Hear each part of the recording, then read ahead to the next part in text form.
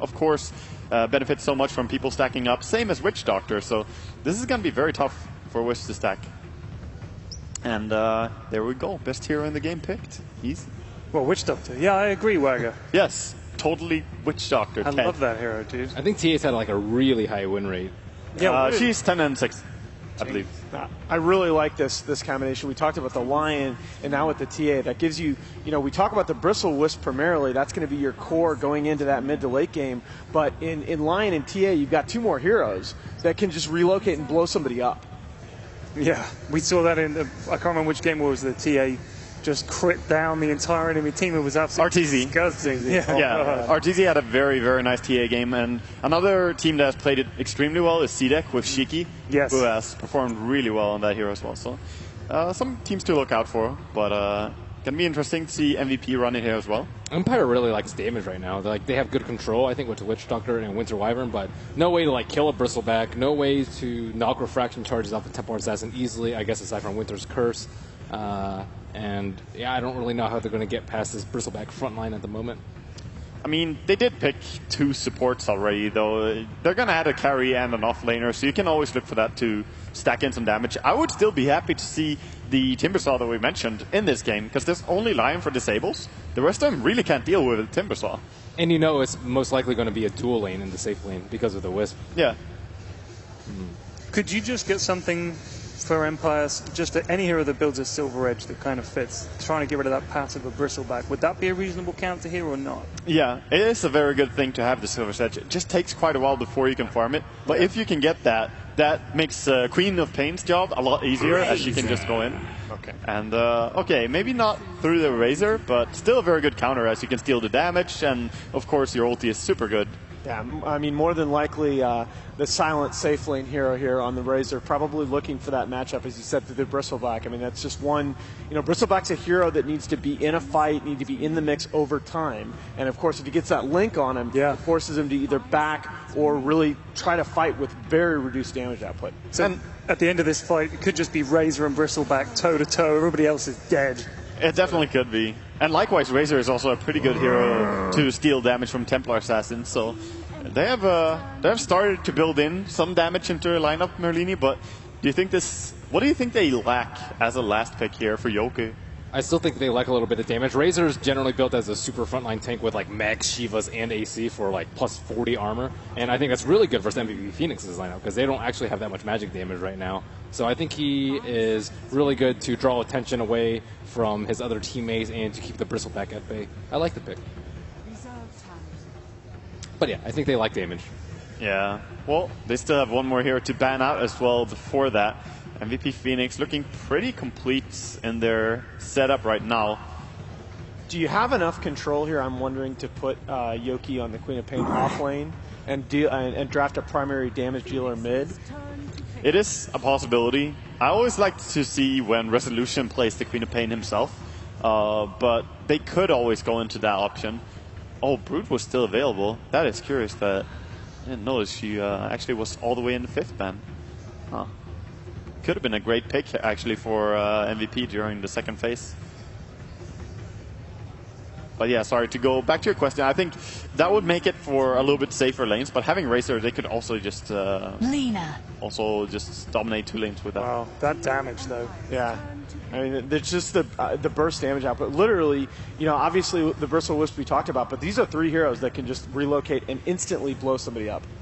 Yeah, and the Cold Embrace is not going to save you that much anymore. Sure, it saves you from TA and Bristleback to a point, but now Lion and Lina in the mix, they will happily take your, hold position spell so that Lina can just nuke. Yeah, and it's worth noting that it's actually been the most common Queen of Pain player for Empire has actually been Silent recently. They've mostly run it safe lane. Yeah, safe lane Queen has been very popular during all of TI5, actually. During the group stage, it was popularized. So is this Lina safe lane, or is it going to be Lina off? This is kind of what I expected to happen. That you needed a damage dealer mid, a mobility hero, and I think Storm fits the bill rather nicely. Yeah. This is going to be curious. I think the lanes are really important, and both teams are going to mind game each other here. So I think the early scouting is super important. We'll see what they can do. Okay, thank you very much, gentlemen. Yes, mind games galore. Let's see how it all shakes out in our first game. In the lower bracket with Odie Pixel and Synderen. Hello, ladies and gentlemen, and welcome to the first best of 3 here in the lower bracket. Team Empire up against the side of MVP Phoenix in a best of 3, and it's going to be quite a best of 3 as well. Phoenix, they've proven a lot over the games that we've seen them recently in TI. And Empire, of course, a massive name with a massive following. Yeah, I do agree. I think the general consensus among the panel was that Empire go in as favorites. They had a pretty good series against LGD yesterday where they actually had a shot at winning that series, let's be honest. They could have won the first game, and they actually did win the second game. So LGD looking like one of the strongest teams in the tournament right now. But MVP, like you said, they did overcome Newbie yesterday, and they're in high spirits, which should not be underestimated. If you're feeling good about your team, if you're feeling confident, that can always give you that little bit of extra boost that you need to go in and win a match as underdogs. So I'm just happy to see IO Bristle. Absolutely. I agree 100%. I feel like this combo just doesn't get picked enough. Teams started figuring it out a little bit more and counterplaying it more, but MVP has had good success with this. It's the reason they're here, actually. I feel like as far as the wild card went, the IO Bristleback saved them. I think 2 games in a row. At least once did they win an absolute key match with this, to my memory. So they're good at this. Yes, it's absolutely. one of March's best. The thing is, though, we've got to remember they were talking a bit about the fact that Empire, they've picked a lot of things that are very good against the others. So they've got the Witch Doctor, they've got the Wyvern, and of course they've got the Razor, which is very nice against a Bristle who likes to stick around in the front of the fights and run around. That's going to be an easy damage steal with the static link for Razor, essentially. And in addition to that, they last picked the Storm, who is one of the best heroes against IO. You can always find the IO. Storm can, most of the time, simply just solo IO if there's no direct counterplay out of the stuns of MVP. And the only real counter they have that's reliable is Lion. So Nuts has to play a really good game here for Resolution to not take off and just roll them over. Well, we're going to see both teams respectively grabbing themselves the rune. IO should have the straight up gold, yeah, thanks to that, to the bottle. So we're going to have the bottle, of course, straight out for IO. So it's going to be a very nice start for Febby. And it's going to be interesting to see where Febby kind of hangs around at the beginning. Are you imagining we're going to see him just helping out Kyo in the mid lane before going up to join forces with the Bristle? Or where does Febby kind of position himself in the early game? I think he might have to go top immediately to get something out of this off lane for the Bristle. If Bristle falls behind, no, maybe not. At least for now, they're going to hang around mid. I guess this is the idea for Empire by moving in Aloha Dance here, is to force the IO to stay. This is not what MVP want to happen because they need a top. March is actually already in a lot of trouble here. Just look at Silent laying into him. He's almost going to bring him down here. He will survive. Oh, one more last hit onto him and would have brought him down. Yeah, indeed, March. Going to be able to salve himself back up, but as you said, this is not going to be the nicest lane here for the Bristleback. Mid lane, TA is going to be given that head start by Febby here with the bottle, trying to help him out CS Resolution here on the Storm, but at the same time, Resolution's got the backup there of that Wyvern. And then kind of left is this bottom lane where you're running this safe lane Lina, who's of course being played by KP, and trying to farm up against Yoku on the Quap, which essentially is another lane that I kind of feel is going to be quite hard for MVP to play against. Yeah. No matter how well they play this bottom lane, they probably can't keep Yoku entirely away. And for him to go in and get an early level 6 has huge implications on the IO's ability to be a hero in this game. Queen of Pain is a hero we didn't even mention, is also very good against the IO. So Empire has put a lot of emphasis, like you said, onto counterpicking that element of MVP's draft.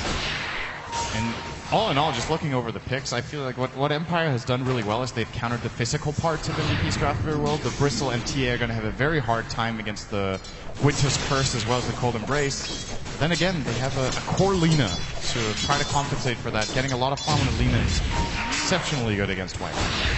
Mid lane at the moment, QO 11 for 6 against the 6 for 0 of Resolution. QO having an absolute great time here on the TA. Really shutting down the Storm Spirit. Top lane, they're chasing down March and Silent. He's got a very, very good static link off here. 70 damage, 84 damage dollars. Febby could be in trouble. If he gets in range and Silent's right clicks and well alone, that's with the slow. They'll be able to find themselves first blood, and now they're going to look for more. The damage from Silent is just too much, and it's going to be a second kill there up at the top of the river here for the side of Empire. What a start there for the Dire.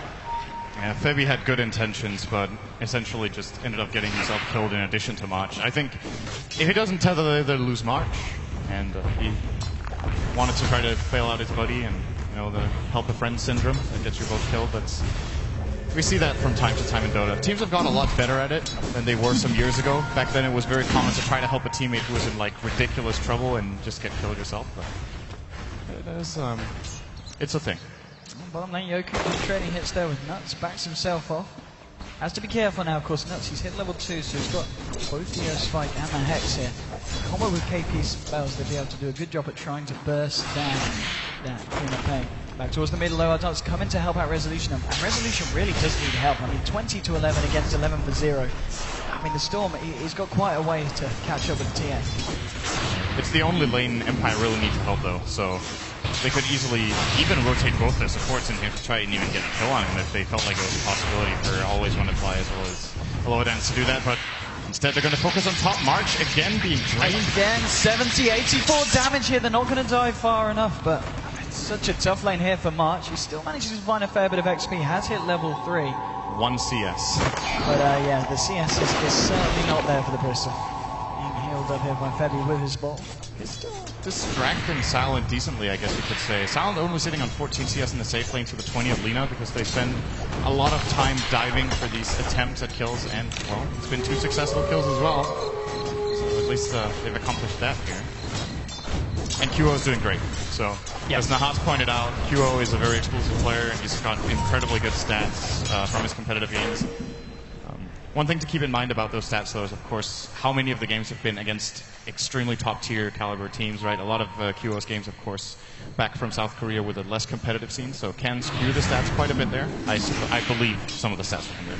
That would... Yeah, I mean... I think so. But I mean, the thing, of course, about... It's impressive no matter what. They've come to an international stage of proving that they can perform on an international level. Absolutely. And standing up very nicely to some of the big teams. And, of course, yesterday, as we saw, knocking out the defending champions.